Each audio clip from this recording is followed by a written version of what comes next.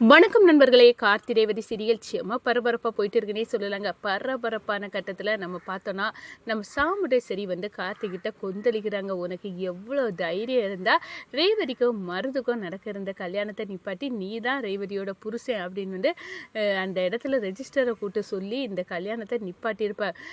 உனக்கு எவ்வளோ தைரியம் இருக்கணும்டா அப்படின்னு சொன்னார். என்ன கோவப்படுறீங்க? அவள் என் மனைவி ரேவதி, அவளையும் என்னையும் உங்களால் ஒரு காலத்துலேயும் பிரிக்க முடியாது. நான் எந்த காரணத்தை கொண்டாலும் ரேவதியை என்னால் விட்டு கொடுக்க முடியாது, என்னால் பிரிஞ்சிருக்கவும் முடியாது அப்படின்னு நம்ம கார்த்தி சொல்லுறாங்க. இதை கேட்ட உடனே நம்ம சாமுண்டேஸ்வரி, இந்த பாருடா, நீ என்ன நினச்சிட்டாலும் சரி, நான் கண்டிப்பாக உங்கள் ரெண்டு பேர்த்தையும் பிரித்து காட்டுவேன். அதுக்காக நாளைக்கு காலையிலே பந்தக்கால் ஃபங்க்ஷனை நான் வீட்டில் வைக்க போகிறேன் அப்படின்னு சொல்கிறாங்க. இந்த சைடு பார்த்தோன்னா நம்ம கார்த்தி, நீ எது வேணாலும் பண்ணிக்கோங்க, ஆனால் என்கிட்ட இருந்து ரேவதியை பிரிக்க முடியாது, அதை நீங்களே கண்கூடாக பார்க்க போகிறீங்க அப்படின்னு சவால் விடுறாங்க நம்ம சாமுண்டேஸ்வரிகிட்ட. அதோட ரேவதி கிட்ட நானும் நீயும் கணவன் மனைவி தான் அப்படின்னு ஃபோட்டோ எவிடன்ஸை காட்டி நம்ம ரேவதியை கார்த்தி கூட சேர்ந்து வாழ வைக்கிறாங்க. கார்த்தி அதை பற்றி தான் இந்த வீடியோக்குள்ளே பார்க்க போகிறோம். அதுக்கு முன்னாடி சேனலுக்கு லைக் அண்ட் சப்ஸ்கிரைப் பண்ணுங்கள் ஃப்ரெண்ட்ஸ். பக்கத்தில் இருக்க பெல் ஐக்கானையும் கிளிக் பண்ணுங்கள். அப்போ தான் நான் போட்டுற ஒவ்வொரு வீடியோவும் நோட்டிஃபிகேஷனாக உங்களுக்கு கிடைக்கும். உங்கள் ஃப்ரெண்ட்ஸ் வீடியோக்குள்ளே போகலாம். ஃபஸ்ட்டு எடுத்த உடனே பார்த்தோன்னா ஒரு செம்ம அதிரடியான பரபரப்பு கட்டம் தான்.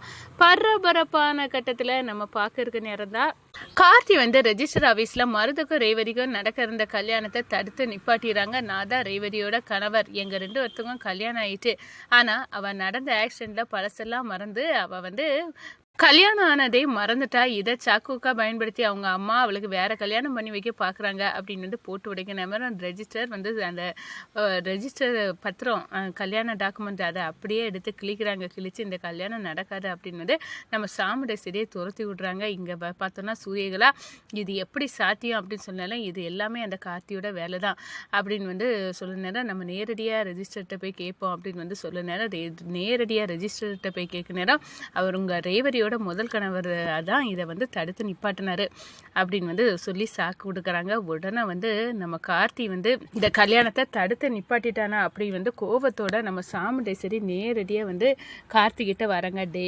என்ன நினச்சிக்கிட்ட நீ என் பொண்ணுக்கு நடக்கிற இந்த கல்யாணத்தை தடுத்து நிப்பாட்டிட்டல்லடா அப்படின்னு கேட்க நேரம், என்ன சொல்கிறீங்க? அது என் மனைவிக்கு வேற ஒருத்தர் கூட கல்யாணம் நடக்கிற நேரம் நான் எப்படி பார்த்துட்டு சும்மா இருக்க முடியும்? அதெல்லாம் முடியாது.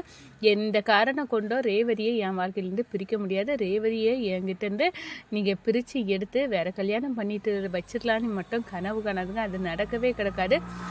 நான் அவளை பிரிய போகிறது இல்லை அப்படின்னு அந்த இடத்துல நம்ம கார்த்தி சாமுண்டேஸ்வரிக்கு நெத்தி அடி கொடுக்குறாங்க. சாமுண்டேஸ்வரி அப்படியே அரண்டு போகிறாங்க. இவனுக்கு திமுறை அடக்கணும், அதுக்கு என்ன பண்ணலாம் அப்படின்னு யோசிச்சுக்கிட்டு, இந்த பாருடா, நாளைக்கு என் வீட்டில் என் ரேவதிக்கு பந்தக்கால் ஃபங்க்ஷன் வைக்க போகிறேன். அது நடக்க தான் போகும். ரேவதிக்கும் மருதுக்கும் சீக்கிரம் கல்யாணம் பண்ணி வைக்க போகிறேன். உன்னால் அதை தடுக்க முடியாதுடா அப்படின்னு சொல்கிறாங்க. நம்ம கார்த்தி இதை கேட்டோன்னே அத்தைக்கு நம்ம மேலே இருக்க வரட்டு இந்த பிடிவாதம், நம்ம மேலே பிடிக்காம பாட்டியோட பேரை அப்படின்னு நினைப்பால கண்டிப்பாக நம்மளை எதிர்த்து கண்டிப்பாக என்ன வேணாலும் பண்ணுவாங்க. பந்தக்கால் ஃபங்க்ஷன் நாளைக்கு வைப்பாங்க.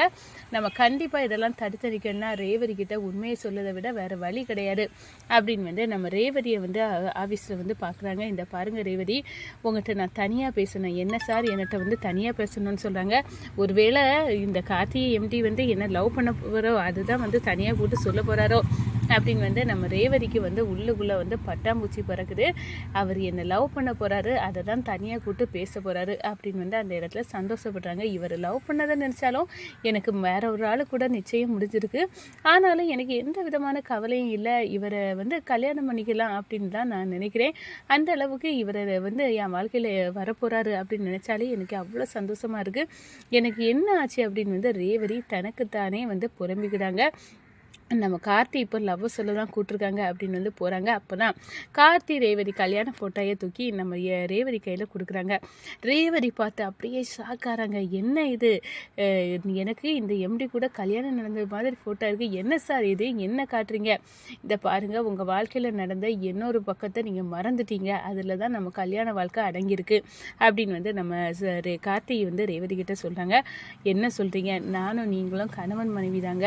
உங்களுக்கு கல்யாணம் கல்யாணம் ஆயிடுச்சு என் கூட, நான் தான் பாட்டியோட பேரன் அப்படின்னு வந்து சொல்ல நேரம், நீங்கள் சொல்லதெல்லாம் உண்மையா அப்படி இருக்க நேரம் பாட்டியோட பேரன்னு எங்கள் அம்மா ஒருத்தரை கூட்டிகிட்டு வந்து கார்த்தின்னு வந்து காட்டி கொடுக்குறாங்க, அவரை தான் கல்யாணம் பண்ணணும் அப்படின்னு எல்லாம் என்கிட்ட சொல்லியிருக்காங்க. எனக்கு ஏற்கனவே கல்யாணம் ஆயிட்டு அப்படின்னு உள்ள முடிவையே என்னால் தாங்கிக்க முடியலை அப்படின்னு வந்து நம்ம ரேவதி சொல்கிறாங்க.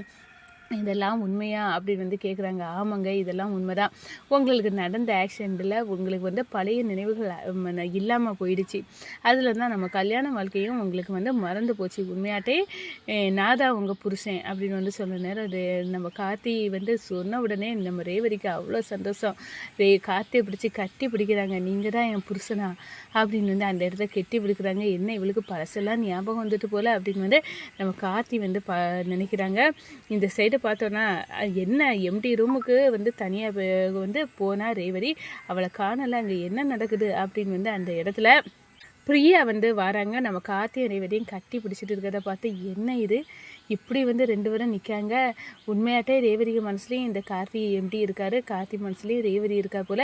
இப்படி கெட்டி பிடிச்சி என் வாழ்க்கையில் ஒலைய வச்சுட்டாவ. நான் இந்த எம்டியை கல்யாணம் பண்ணி இந்த ஆஃபீஸ் எல்லாம் நான் எனக்கு கண்ட்ரோலில் கொண்டு வரணும்னு நினச்சேன். ஆனால் என்னென்னமோ நடந்துட்டேன் அப்படின்னு வந்து அந்த இடத்துல பார்க்குறாங்க. அப்போ தான் நம்ம பிரியா வந்து நிற்கிறது கூட தெரியாமல் 2 பேரும் கட்டி பிடிச்சிட்டு நிற்கிறாங்க. பிரியா அங்கேருந்து போயிடறாங்க. மறைஞ்சு நின்று இங்கே என்ன நடக்கும் அப்படின்னு வந்து பார்க்க நேரம், உண்மையாட்டே நீங்கள் என்னோட புருஷனா அப்படின்னு வந்து எனக்கு ஆச்சரியமாக இருக்குது. ஆனால் கண்டிப்பாக வந்து எங்கள் அம்மா கிட்ட நான் இதெல்லாம் தெரிஞ்சுக்கிட மாட்டேன், காட்டிக்கிட மாட்டேன். ஆனால் கண்டிப்பாக நான் மருத்துவ கல்யாணம் பண்ணிக்க போகிறதும் இல்லை. எனக்கு வந்து இதெல்லாம் வந்து ஒரு கொஞ்சம் வந்து குழப்பமாட்டே இருக்குது. இதுக்கெல்லாம் தெளிவு கிடைக்கணும்னா நான் என் அக்கா, எங்கள் அப்பா இவங்ககிட்டலாம் நான் கேட்டு தெரிஞ்சுக்கிறேன் அப்படின்னு வந்து அந்த இடத்துல ரேவதி சொல்கிறாங்க. பிரியாவுக்கு கேட்டு அவ்வளோ பெரிய சாக்காக இருக்குது. உண்மையாட்டே எம்டியும் ரேவதியும் கணவன் மனைவியா, அப்போ அவங்க அம்மா இதை மறைச்சி அவளுக்கு வேறு கல்யாணம் பண்ணி வைக்க பார்த்துருக்காங்க அப்படின்னு வந்து அந்த இடத்துல நினைக்கிறாங்க. அதுக்கு தான் இந்த எம்டி அவளை குறுகுறுன்னு பார்த்துட்டு இருந்தாரா, இப்போ எனக்கு நல்லாவே புரிஞ்சுது அப்படின்னு வந்து அந்த இடத்துல நினைக்கிறாங்க. நம்ம ரேவதி வந்து சந்தோஷமாட்டே வீட்டுக்கு போகிறாங்க. என்ன ரேவதி இவ்வளோ சந்தோஷமாக இருக்க, நான் என்ன ஒரு சந்தோஷத்தை நான் தரப்போகிறேன். நாளைக்கு நம்ம வீட்டில் பந்தக்கால் ஃபங்க்ஷன் உனக்கு மருதுக்கும் கல்யாணனால வைக்க போகிறேன் அப்படின்னு வந்து சொன்னார். என்னம்மா நீங்கள் கல்யாணம் வேண்டாம் வைக்கக்கூடாதுன்னு ரெஜிஸ்டரே பத்திரத்தை கிழிச்சு போட்டார். அதுக்கப்புறம் பந்தக்கால் ஃபங்க்ஷனா எதுக்கம்மா இப்படி அடம் பிடிக்கிறிய அப்படின்னு வந்து அந்த இடத்துல சொல்லிட்டு, எனக்கு அதெல்லாம் தேவையில்லை அப்படின்னு வந்து பந்தக்கால் ஃபங்க்ஷனில் நான் கலந்துக்க போகிறது இல்லை, எனக்கு வேண்டாம் அப்படின்னு வந்து நம்ம குண்டை தூக்கி நம்ம ரேவதி சாமுண்டேஸ்வரி தலையில் இறக்குறாங்க. என்ன ரேவதி சொல்கிற, நீ வந்து எதுக்காக பந்தக்கால் ஃபங்க்ஷன் வேண்டான்னு சொல்கிற? அம்மா புரிஞ்சுக்கிங்க, நீங்கள் எடுத்தங்கவுத்தோன்னு என் வாழ்க்கையில் முடிவெடுக்க முடியாதுமா. எனக்கு வந்து யோசிக்க டைம் வேணும். நான் வந்து இப்போ பந்தக்கால் ஃபங்க்ஷனில் வச்சு நான் கலந்துக்க போகிறது இல்லை அப்படின்னு சொல்ல நேரம் மருத்துக்கு ஏகப்பட்ட கோவம் வருது. என்னத்தை இப்படி வந்து ரேவதியும் வந்து கல்யாணத்துக்கு சம்மதிக்க மாட்டேங்க. ஒருவேளை ரேவதிக்கு வந்து கார்த்தி எம்டி தான் வந்து தன்னோட புருஷன் அப்படின்னு வந்து தெரிஞ்சிருக்குமோ அப்படின்னு வந்து சாமுண்டேஸ்வரிக்குள்ள ஒரு சந்தேகம் வந்து தோணுதுங்க.